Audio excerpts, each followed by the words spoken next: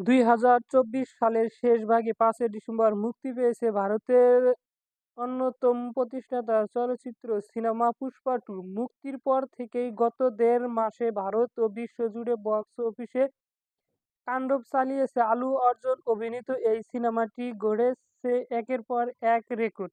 তবে দেড় মাস পর নতুন চমক নিয়ে হাজির 'পুষ্পা টু'। সিনেমাটিতে যুক্ত হলো আরও ২০ মিনিট দর্শন। এমন চমক দেখালেন দক্ষিণ ভারতীয় নির্মাতা Sukumar. 'Pushpa two: the rule' ১৭ জানুয়ারি থেকেই ২০ মিনিট অতিরিক্ত দীর্ঘ প্রতিষ্ঠিত হয়েছে।